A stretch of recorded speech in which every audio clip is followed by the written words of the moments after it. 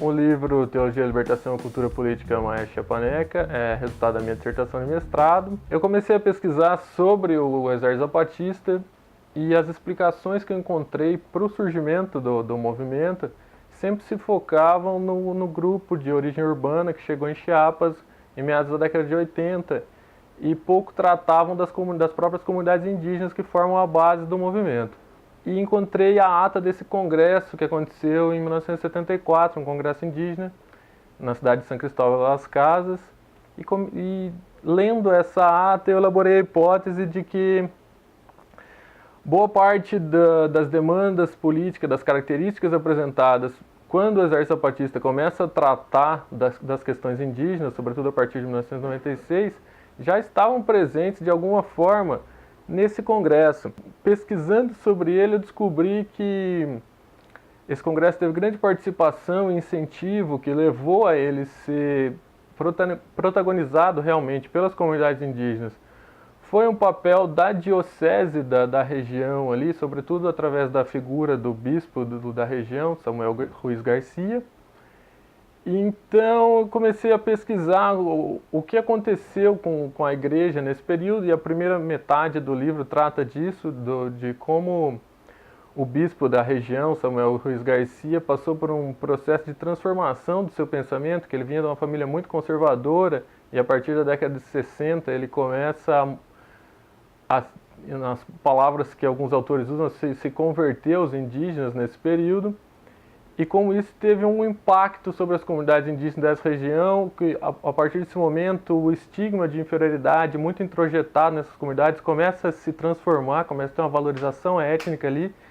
E como consequência do Congresso tem um processo de organização de movimentos sociais muito grande na região,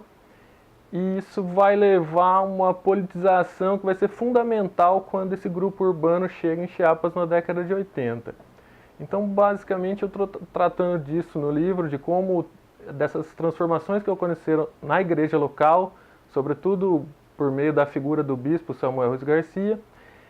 tratando do que aconteceu nesse congresso, como se criaram processos organizativos a partir dali, quais as consequências sociais para a região e como isso,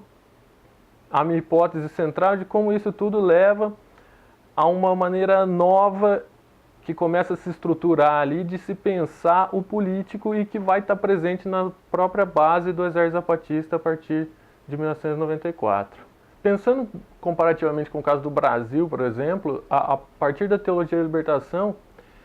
surgiram diversos movimentos sociais no Brasil. O próprio MST, tem muitos militantes originários do MST vieram da teologia da libertação, fundadores do PT, da CUT,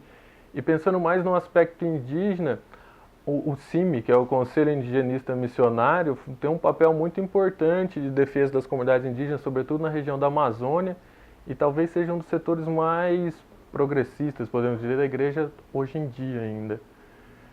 E pensando no Exército Zapatista em si, o Exército Zapatista tem a peculiaridade de ter surgido, um movimento armado que surge em meados de 1994, meados da década de 90, depois da queda do muro, depois do fim da União Soviética, quando se falava em fim da história, em utopia desarmada, enfim, da possibilidade de guerrilhas, e surge um movimento armado que choca o mundo, de certa maneira, e chama bastante atenção. Então,